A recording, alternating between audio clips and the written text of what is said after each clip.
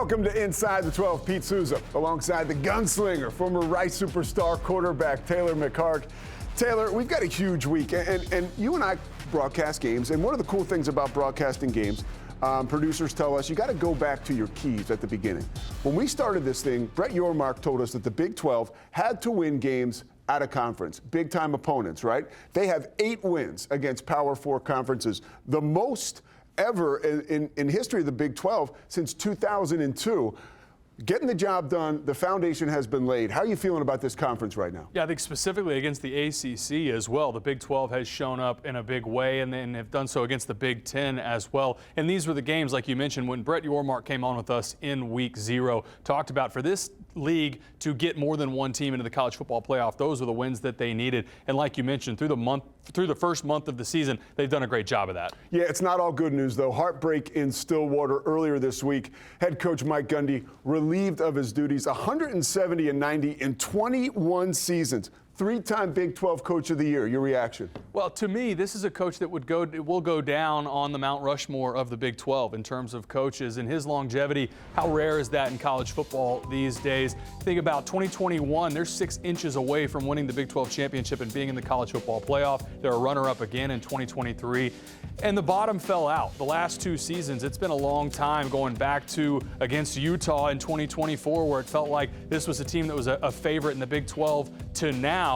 The bottom really fell out, and that loss against Tulsa was the straw that sort of broke the camel's back, and that was it. And it was a program that was ready to move on. I think a lot of people wish that Coach Gundy had gotten the opportunity to go out on his terms, but that's not how it works. He was open about wanting to stay in place, and he had term left on his contract. But I think it was the right decision for Oklahoma State, but that shouldn't undermine what he meant to this program and how fantastic he was for the Cowboys over his 21-year career as their head coach. One last note that speaks to his success there. In the last 10 years, if you ranked everybody in America and their win total, Oklahoma State is 16th, tied for 16th. We talk about the top 25 every week.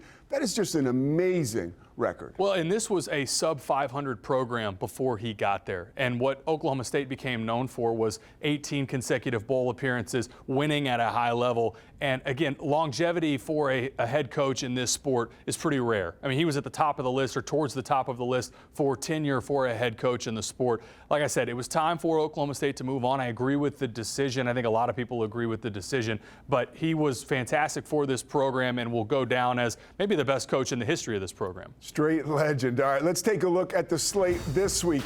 Texas Tech has the week off after the huge win.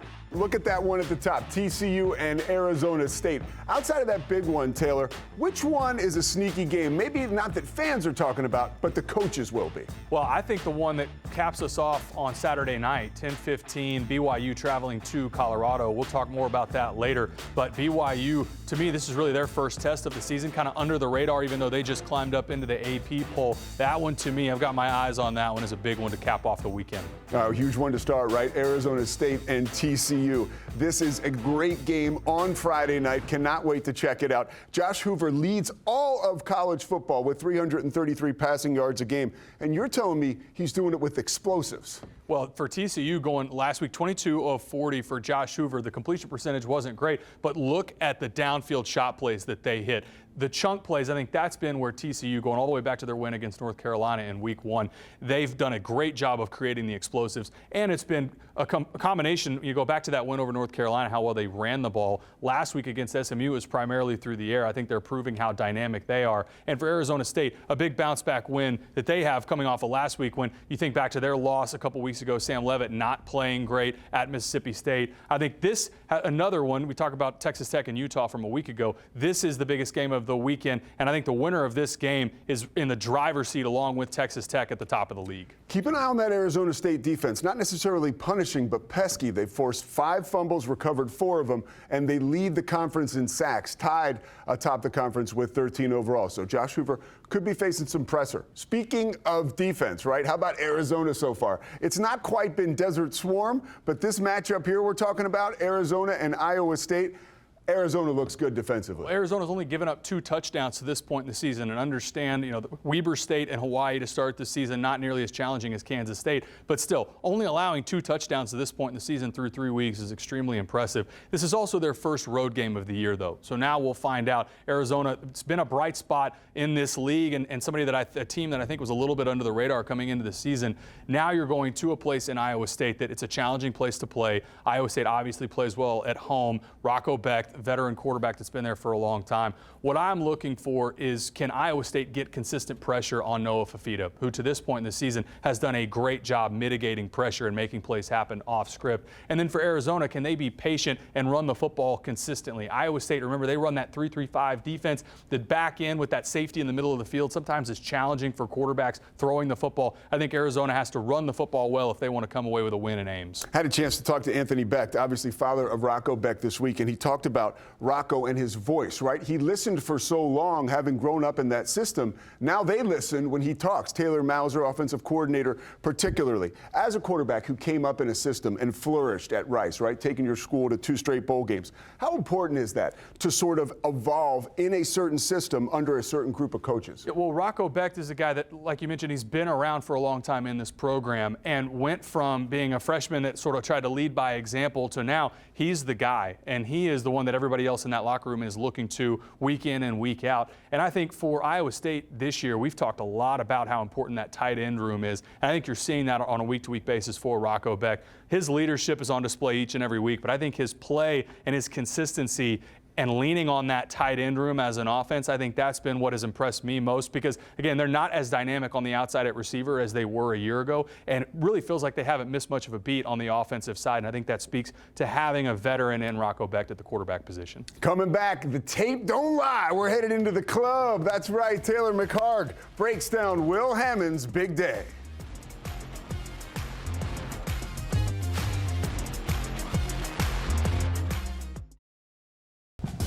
Inside the 12 is brought to you by Hell of a Good Dip.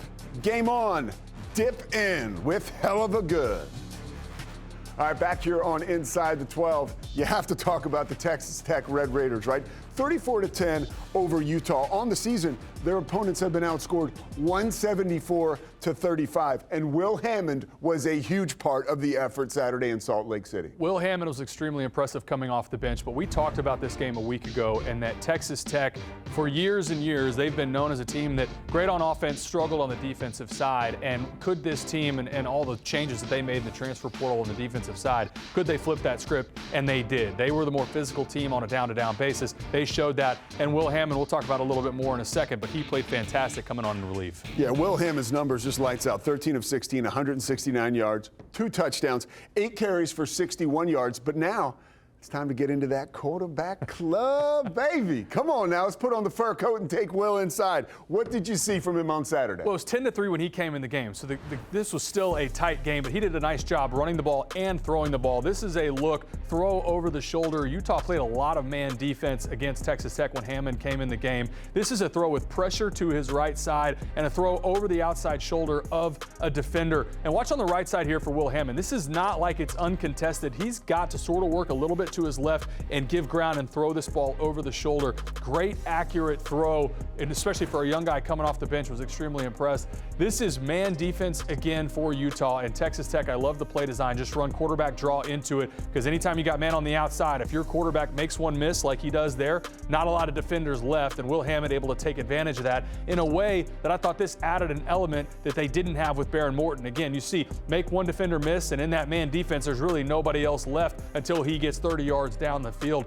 But again, coming off of the bench for Will Hammond, and there's been a lot of people that talked about, hey, we've got a guy on the sidelines that we're really excited about. When Baron Morton went down 10-3 when he comes in the game, and then Texas Tech runs away with it, I think it creates a real dilemma for Joey McGuire and that staff as they go into the bye week. But can't say enough good things about Will Hammond in what was a really difficult spot in a challenging atmosphere in Utah to come away with that win. 2 quick things. He is the first Eagle Scout to enter the quarterback club. And this week, Joey McGuire said, hey, James Blanchard, our GM, he's got us covered. We got this guy on a 2-year contract, Will Hammond, so he's not going anywhere if you're looking to poach him. All right, now it is time for this week's game-breaking plays, of course, brought to you by Hell of a Good Dips. Game on, dip in with Hell of a Good. Fourth quarter, Josh Hoover. Need I say more? Yes, I'll say a little more, because my man, Mr. McAllister, Eric McAllister, 70-yard touchdown. We got to speed it up because all of his production was really fast that day. 254 yards, breaking records, rewriting the record book for TCU. Head to Lawrence coming out of half for Kansas. How about this kick return from Emmanuel Henderson Jr. Takes it 94 yards to the house for a touchdown. This opened up the scoring in the second half, and Kansas ends up running away with it 41-10 over West Virginia. All right, this next clip, in my opinion, long overdue. We got a Caden Salter highlight, right? Check him out. Rolling out here, finding Sincere Brown under the lights at Folsom Field. Mr. Brown does the rest, a 68-yard touchdown pass. We'll speed this one up too, why not? Colorado beats Wyoming 37-20. The Big 12 this year is so colorful, so many charismatic personalities. One of them, Mike Golic Jr. We're talking to the big fella about his TNT broadcast on Saturday when we come back after this.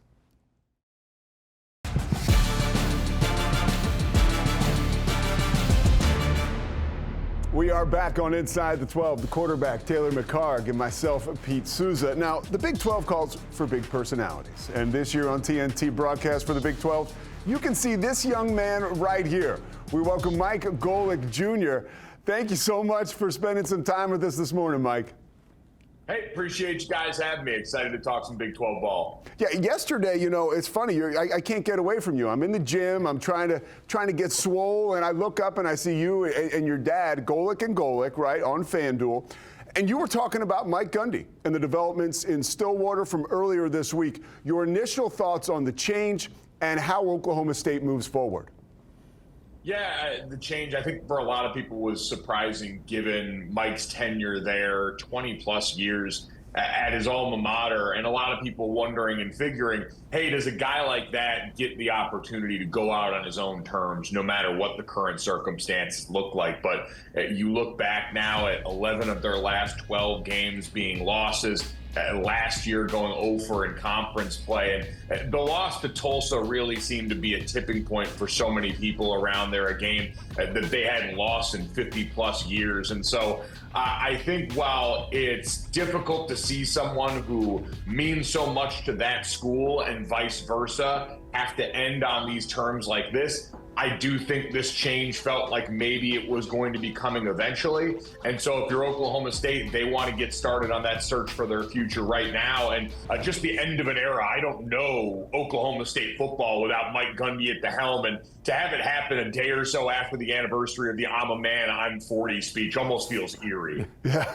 Mike, we're a few weeks into this partnership between TNT and the Big 12, and I think we've seen the reaction be overwhelmingly positive with the amount of pride and input that has gone into these broadcasts. Let us in a little bit on the behind the scenes of what that looks like on a week-to-week basis and what has made this such a positive experience and stand out week to week with TNT covering the Big 12.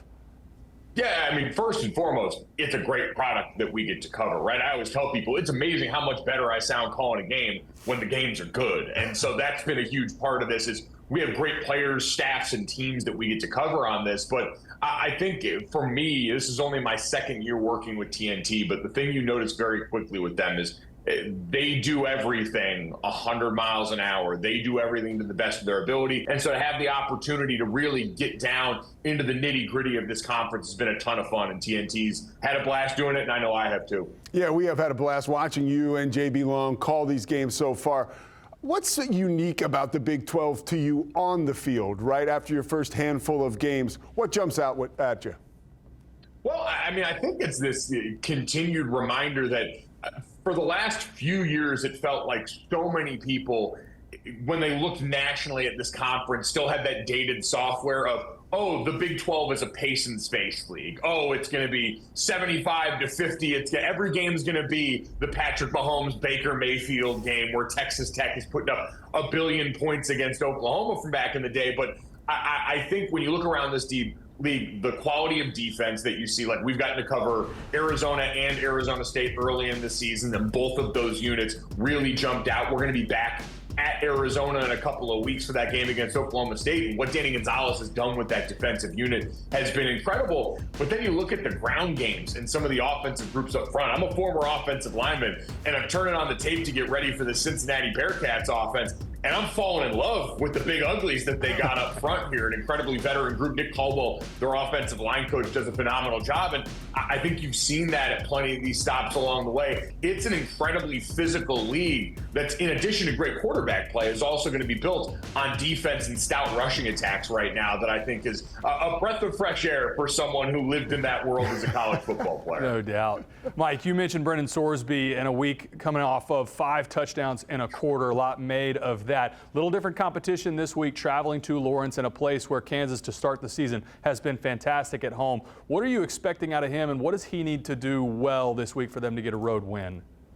Yeah, continue to spread the ball around. They've got a ton of weapons in this offense for him to make use of, but to continue to not be afraid to use his legs. The leading rusher on the team right now, and you see when they get into those money downs, we know they've got, a good group in front of him. No sacks allowed this year so far for this offensive line, and that's equal parts. Hey, you've got a really good offensive line, veteran leadership in the middle with your center, but also a quarterback that can help get you out of that. Sacks, as you guys know, are in part a quarterback stat, and he helps them in that area as well. So sack mitigation and the ability to impact defenses and money downs, I think is going to continue to be an area where he shines and is infinitely important to this team. Yeah, last year, Jalen Daniels, offensively, it never seemed like Kansas could find a rhythm. There was a little bit of an issue, I think, with him and the cohesion with offensive coordinator Jeff Grimes. This year with Jim Zabrowski, it seems like it's been a lot different for Kansas. What are you looking forward to with Jalen Daniels on Saturday? Yeah, I think just that, his comfort level, right? Because this is a guy, when he's been healthy, by and large, he's been one of the most effective and exciting quarterbacks in the Big 12, and you saw that comfort level show up early for them this season with him. He looks like a guy that, it's sort of like Sorsby on his best day. Yeah, he can sling it all over the yard, but he's also a guy that gets comfortable taking off and really making defenders think long and hard about how they're going to attack this guy. And so, boy, oh boy, that's a dangerous mix to go along with what DK McDonald's done in that defense so far. You know, Taylor, I got to imagine you would have liked to have had opportunities to throw the ball behind a guy like this. He knows what he's talking about. He's a sicko. You know, this is good stuff. A quarterback's got to feel good behind a guy like that. No doubt. All right, Mike, thanks so much for joining us. Where can people find you? I talked about Golic and Golic. That's on FanDuel. Really a great show. It's so cool. Obviously, your dad and all the work he's done at ESPN, and to see you two together, cosmic chemistry. But where can people find you elsewhere? Yeah, obviously that's Monday through Friday, 3 to 5 Eastern on FanDuel Sportsnet, which is a ton of fun with Dad, like you mentioned. To get the chance to do that father and son is a pretty unique opportunity. But obviously, you'll catch me Saturdays during the rest of the fall on TNT covering games. You can also follow me at Mike Golic Jr. on all social media. Tons of, now thankfully it's merging into more football content. My offseason, people have to be so confused and think I'm a food blogger because of all the food and snack reviews that end up populating my social media. But I promise I'm a football analyst, and you're seeing that reflected more in the timeline now. Oh, evidence of that right here. All right, we'll be checking you out on Saturday, Mike. Appreciate the time. Thanks, guys. There he goes, Mike Golic Jr. Pretty good stuff. You would have liked to have thrown behind him. No doubt. That's awesome. That's good stuff. Great stuff. All right, we got some great stuff coming up. The Big 12 matchups we'll break down for you. The ones you have got to see inside the 12, and the fireworks continue after this short break.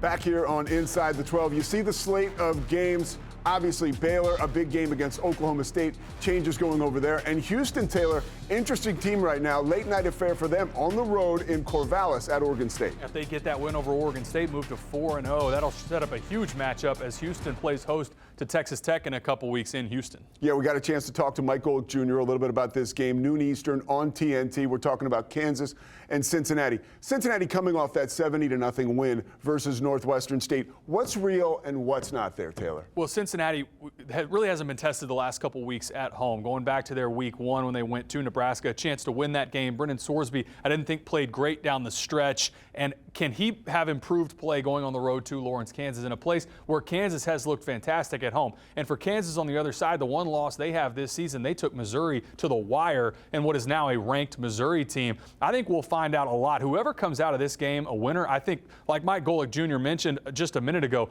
this is a real dark horse team. Whoever wins this game, I think deserves to be in the conversation in that top quarter of the league that has a chance to win this league when it's all said and done. Next game, a big road test for piping hot UCF. Now, they're dealing with the tragedy, right? They lose offensive line coach Sean Clark. His life cut short at just 50 years old, thinking about his wife and his 2 kids. You got to turn the page, right? There's a game on the schedule. These guys have to rally. What do you think about this game on the field? Yeah, extremely difficult circumstances. And for this team with Central Florida, they are coming off a big win a week ago against North Carolina. Taven Jackson looked great, ran for 66 yards on the ground. He's their leading rusher right now, and also did a nice job throwing the ball as well. For Kansas State, can they find any momentum on the offensive side? Really struggled all season coming off that loss, starting the year in Dublin, and each week it feels like the offense is just sort of stuck in the mud. I think if Kansas State can come away with a win in this game, the conversation you pick back up around this being a bowl team and trying to salvage their season, if they don't beat Central Florida at home, I think we're talking about Kansas State missing a bowl this season. All right, Utah and West Virginia, right? What's real here, what's not? My question again, is Devin Dampier hurt? Is this a trap game? I know you think it might be. Well, we'll find out if he's made available on the activity report this week. For Utah, it's a trap game. You're going to Morgantown in a place that West Virginia has not played great on the road, but at home they beat Pitt when they were an underdog. So for Utah, can they get themselves off the mat? They are the more physical. They're the more talented team. They should win this game. But Nico Marchiol has played great at home. If Utah can't get pressured on him on a down-to-down basis, don't be surprised if West Virginia comes away with an upset here. Now, after that lopsided loss against Kansas, Rich Rod said, hey, we're in the right places. We just need to start playing physical West Virginia football. That's who they are. Nightcap, BYU, ranked 25th and number 47. Bear Bachmeier, the quarterback, go into Colorado. This is going to be a lot of fun. I'm really excited for this game. Out of the entire slate, this may be the game that I'm most excited about watching because BYU, we really don't know that much about them. I mean, a week ago was their biggest test going on the road to East Carolina. Colorado is a little different roster than what East Carolina has right now, and I'm excited to see. It sounds like and feels like Colorado's found a little bit of momentum finally and settled on Caden Salter at quarterback. He played great last week against Wyoming. I think we'll see the best version of Colorado that we've seen this season. And for BYU, I've loved their play designs and how they've protected Bear Bachmeier. They really are similar to play designs and structure that what Houston has right now. Run the ball well, play good defense, set up play action with your shot plays. And for a freshman quarterback, they're clearly making him comfortable. To me, this is a really entertaining game. It's the late night spot. I'm really excited to watch this one. Yeah, 10:15 Eastern time on ESPN. That's all the time we have. Thanks for riding with us this week. We will be back next week for Taylor McHargue. I'm Pete Sousa. Have a great weekend watching Big 12 football.